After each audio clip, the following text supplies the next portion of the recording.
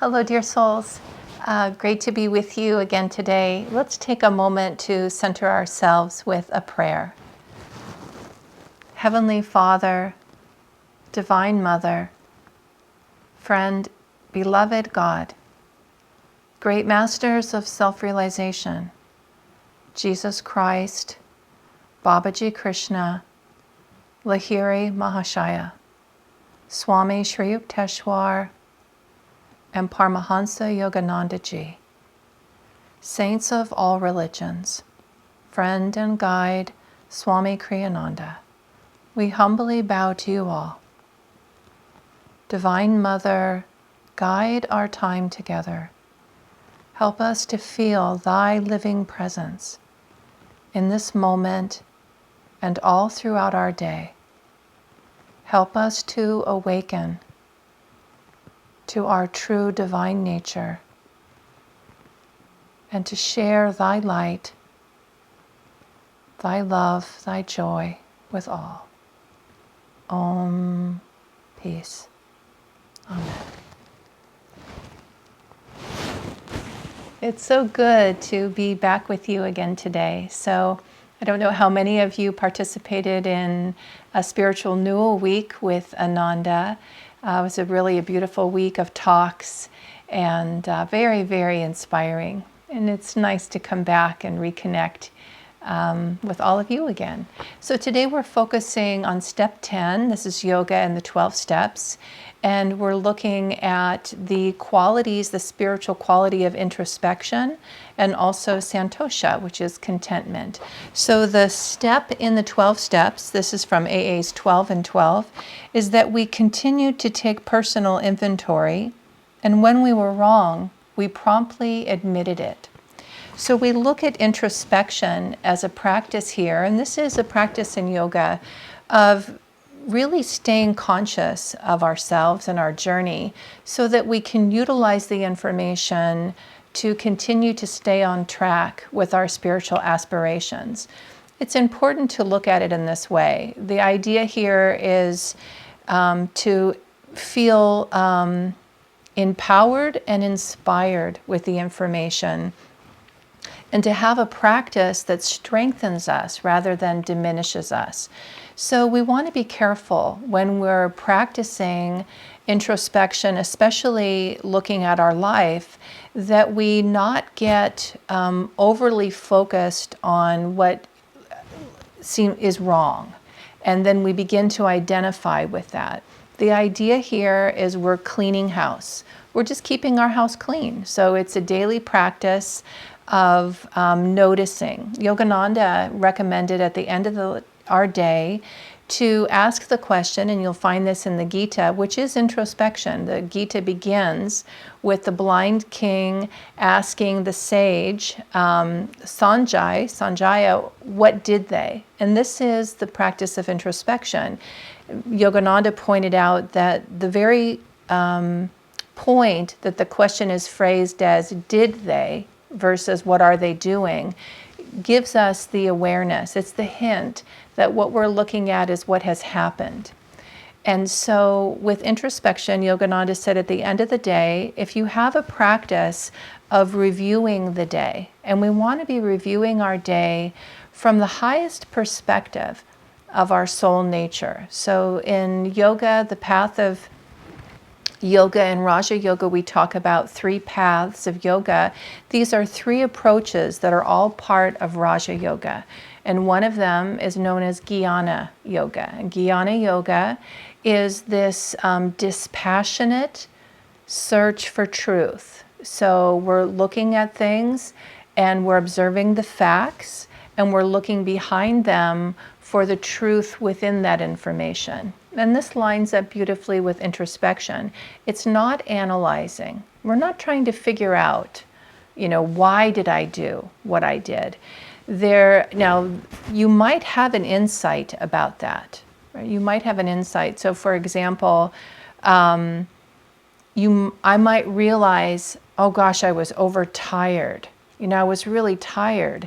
And so when I'm reviewing the day, if I went into the day tired, if I went into the day that, let's Say I missed my sadhana. What if I missed my sadhana? That will absolutely compromise how I'm able to move through the day. So when we talk about sadhana, this is spiritual practice. And in Ananda Yoga, the pinnacle comes to mind. The pinnacle of that is meditation. There's energization, yoga postures. I mean, it can look different. There's chanting, different things that we do. And ultimately meditation. This is the jewel of our practice. It's inner communion. Our next week, we'll be looking at that inner communion as part of yoga and the 12 steps. So let's say I either missed my sadhana or the sadhana itself was compromised. It wasn't a full sadhana, let's say. So I go through the day and I notice at the end of the day, oh, I was a little short with this person, or I kind of made an impulsive decision here, whatever it might be at the end of the day. And there could be an insight of, and this did happen to me early on, so maybe that's why it's coming to mind. I remember making the connection between my sadhana in the morning and how my day went. And it was an important connection. And that's the point of looking at introspection as we evaluate this, because information will come to us. We'll begin to see important connections that we can utilize to strengthen our spiritual life. So with step 10, what we're looking at is we're evaluating the day, and this is in step 4 is the first time we practice taking an inventory. So this was covered in week 4. And that principle is the principle of self-honesty, non-lying. And this is akin to that. This is a daily inventory. So this is something we're doing every day. And what I want to say is really what I've already said is what the purpose is, but there's a lightness to it. So it's not heavy. And this is something to evaluate actually for yourself. How well are you able to practice introspection and find that it expands your consciousness? And that's an important thing. So if you're not sure how to practice, you might reach out to someone else who practices yoga and ask them, how do they do it, right? How do they look at themselves in a way that helps them move towards greater freedom? So I'm going to read a little bit from the manual of Yoga and the 12 Steps. So this comes from the course that we teach.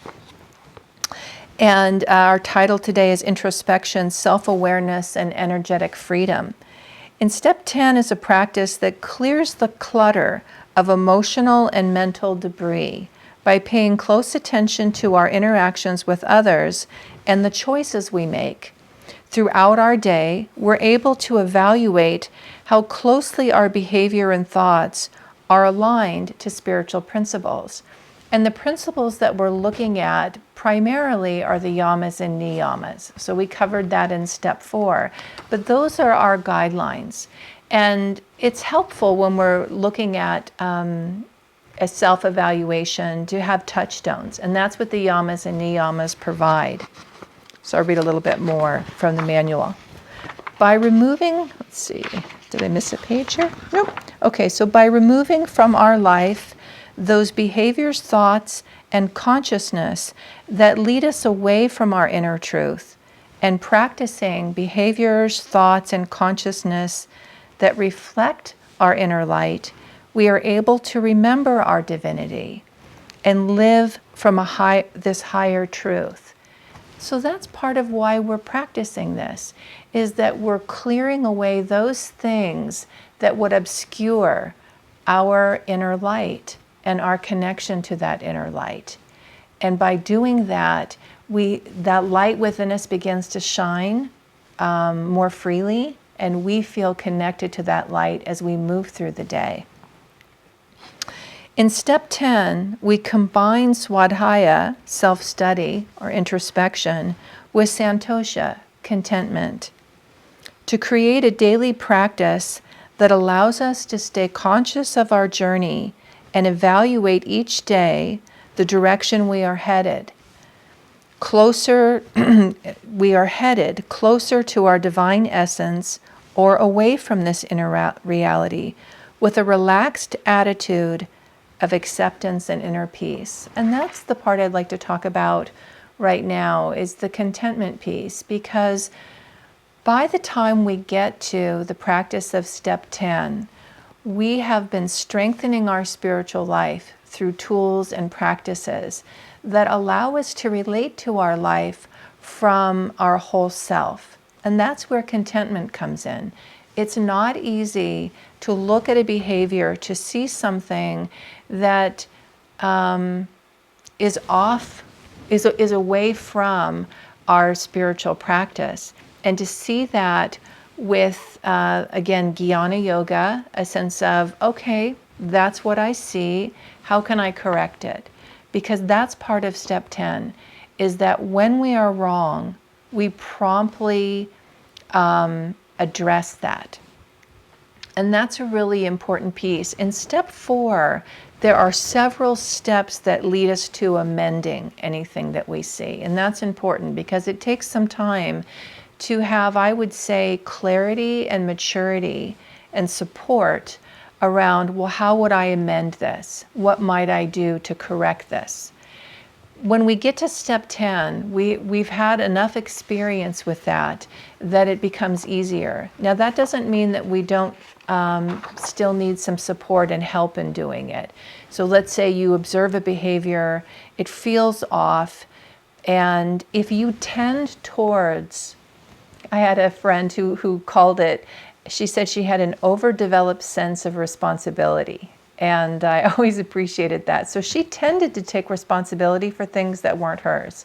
If something went wrong, she would assume it was her fault and or carry the weight of it. So if that's yours, if you have that, then it can be very helpful to talk to someone to evaluate, is this something I need to amend? Was I off here in the situation? You know, a way that could come up is maybe you spoke to someone honestly, and that's new for you to do, and they didn't like what you had to say, but maybe you did really say it well, right? Maybe they didn't like what you had to say, and you experienced their displeasure with what you said to them. And at the end of the day, and probably if it was uncomfortable and new for you, I'm going to guess it would be bothering you throughout the day. And then come to the end of the day when you're doing your self-evaluation and trying to discern, was that a misstep on my part? Did I speak in a way that was unkind? Was this really a practice of truthfulness, which is beneficial? So we don't always just share facts in the name of being truthful. Sometimes it's inappropriate to be speaking what we see as the truth. Other times it's not inappropriate. So that's where, if you're not sure, talking to a mentor or spiritual friend can be very helpful. They can look at it with you and say, well, share with me what happened. Let me hear what you said. And if in fact you were not out of step, they could say to you, no, I don't think that was a misstep. It seems like actually it was an important thing that you said. And I can imagine, it does sound like they were displeased with it, but it's okay. You can let that be there. Now I'll say on the other side, so these are two ends of the spectrum, right? One is taking responsibility for things, for everything, including things that aren't yours, and the other is finding fault with everyone else. So if that's a tendency, and then it would be helpful to ask someone, right? Like, well, I said this, you're evaluating, you get this little nudging, and this is the thing I would say, is that the more we practice meditation and these other practices of yoga, we become more conscious, right? And we can recognize the vibration of agitation. And that's what this practice at the end of the day can reveal to us. Is there anything about my day that leaves me feeling agitated and unsettled, not feeling content, right? So, and what is that? Well, if you lean the other way of finding fault with others, and you remember this interaction and you feel like, well, I spoke the truth. They were in the wrong and I corrected them. They didn't like it, but I was in the right. It would be helpful to ask your mentor, right? Because a mentor might say to you, in that situation, it would have been better to be silent. Yes, it's true that, it seems true. I could imagine a mentor saying, it seems true that their behavior was imperfect, but I don't think it was your place to correct that. They weren't asking for correction. They weren't coming to you, requesting you to support them in understanding their behavior. And the displeasure that they showed you could be a reflection of that. So this is where it's not the action itself, but discrimination and discernment and spiritual maturity that helps us to know with any given situation what was right in that situation or off in that situation. There's Asha tells the story, and I don't know if it was her question or another devotee who asked Swamiji, they posed this question for him of a right and wrong question. Like, if this happens, sir, would this be the right action to take? And he paused and then responded and said, what you're asking here is what is God's will in this situation? And that's the deeper practice of attunement. We looked at this in step 3, that we're listening for. What is the truth of this situation, and not to simply assume it. So introspection, again, it's not analyzing. It's not simply a collection of facts, but it's sitting with the day. It's sitting with our experience. And if we sense agitation within us, offering that up for a greater understanding, right? The other part of the practice that Swamiji offers from Master's teachings is at the end of the day, so you can put these two things together, is to imagine a fire of purification that you give your day into, and you give it back to God. So you've reviewed it, and maybe there isn't anything that you need to do about what you see. You've reviewed it, you see like, in terms of with anybody else, maybe the correction is, I want to be more dedicated to my sadhana because I feel that will help me. But whatever the case, after you have your review, you offer that into the fire of purification. And in that practice, you're letting God take it and change you in whatever way God sees fit, to hold your life, and you just give it back. You give the day back to God. And there's a lightness in our heart that comes from that. There's a freedom. And that's part of what we talk about in this practice is energetic freedom. So self-awareness and energetic freedom. Those are the things we're looking for to give us a sense if I'm practicing this in the way that it's intended to be practiced. Let me talk a little bit about correcting then. So when we are wrong, we promptly admit it. When I was reflecting today on this, there were a couple of different stories came to mind. And one of them I'll share, seemed like it might be a good one. I was working one time in a retail store, and the place that I worked was the best word I have for it, I can't think of a better word, is dysfunctional. I just don't have a better way of describing it. So my first week of being there, I remember, within the first few days of being there, I remember leaving at night and the thought came to me about the manager of the store, that she's a bully. Like, I think she's a bully. And I was noticing the way, not just her interactions with me, but her interactions with other staff. Maybe on a side note, I don't know, but that was a job that my higher self kept telling me to leave. And I hung in there. I just hung in there. I felt financially insecure, which is no small thing. So to be self-honest, right? I just kept giving it to God. I'd pray about it, I'd meditate, I'd get the same answer, leave, right? And it was hard to leave. I eventually did. When I became aware of it, so maybe I guess I can share two ends of it. Yeah, I became aware of how it began to compromise my own consciousness. And that was my moment of like, okay, I'm turning in my notice and leaving. And I'm pleased to say I left on good terms. But anyway, this store that I was in, they had very old, what's it called? Cash register.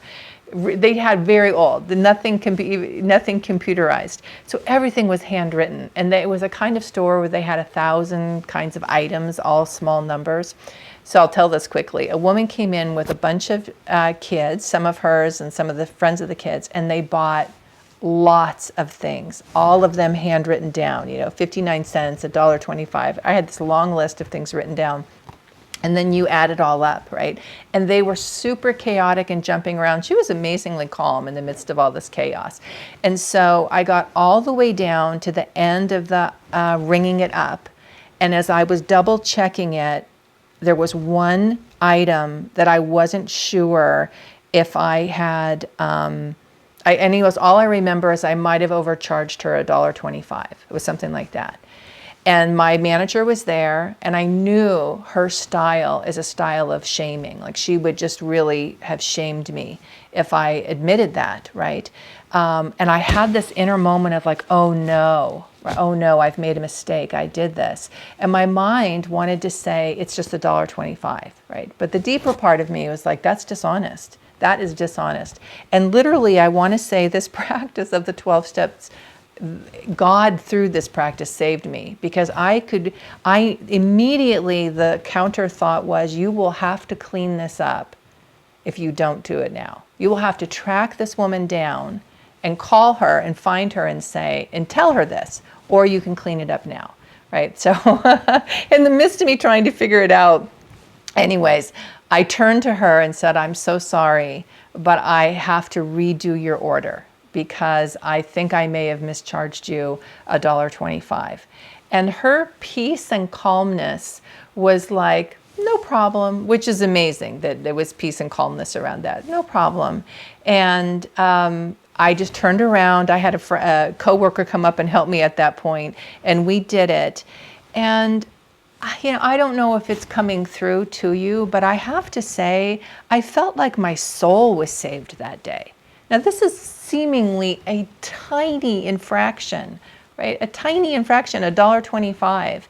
If I had not cleaned that up, I can guarantee you it would have haunted me.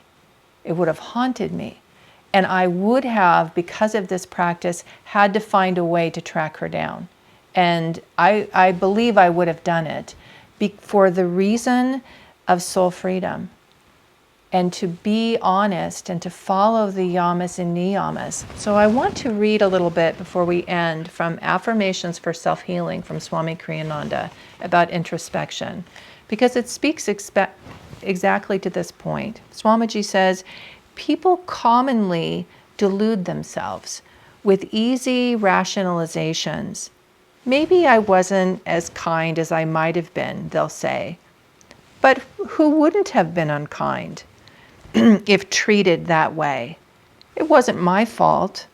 The fault was his. Thus, the blame for every wrong is placed at one's neighbor's door.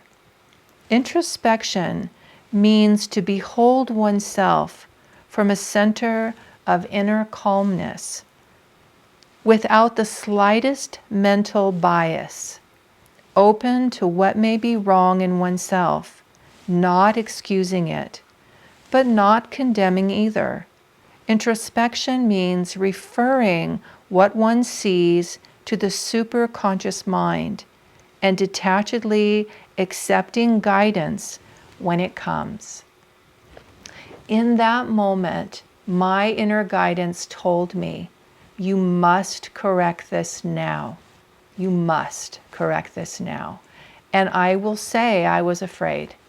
I felt afraid, but I knew that fear would hold me back and hurt me far more than speaking up and simply telling the truth. I made a mistake on this order, or I think I made a mistake and I need to re-ring it, right? That guidance came to me in my willingness. And also right at the, and I will add this, I actually did start praying. So as soon as I realized it and was like, oh no, I can't believe this. I just had finished this order. I started praying because I needed grace to help me do that. It seems so small and so tiny, but part of this practice is about that. It's the little things. One of our nephews one time, when he was a young boy, they were out hiking, and James's mother told us this story. She said the wisdom from him was just remarkable. He said, you know, Grandma, it's not the mountains that get you, it's the pebble in your shoe. And that is so, and she just loved that. She actually wrote it down and posted it. And that's the point here, is that we can rationalize away behavior that when it adds up, it blocks the sunlight of the inner spirit. It is far better to simply begin to learn how to correct anything that you see that seems off, and certainly when you know it is. I have a friend who told me her own version of a story when her son went out grocery shopping and came back, and she realized he didn't pay for almonds or something like that. And she told me, you know, I had a moment where I started to rationalize the store can afford it. And the deeper, wiser part of her said, no, correct that now. Immediately correct that. And she did. And she was telling me the soul freedom that came from that correction. So this is the practice of step 10, of learning how to put into daily action a way of evaluating our life with the yamas and niyamas in particular, and then navigating through that and recognize and living from our highest truth, the awareness of our highest self. And in that practice, tasting and experiencing more and more a sense of self-acceptance and inner freedom. So I invite you this week to bring into your life, if it isn't part of your practice already, especially the end of the day, this introspection as part of your sadhana, and then offering it into the fire of purification and listening for guidance, and reach out for support if you're not sure about anything. Give yourself the gift of freedom, of just cleaning things up when they happen and moving forward. Great to be with you, dear souls. Many, many blessings to you. Wishing you a beautiful week.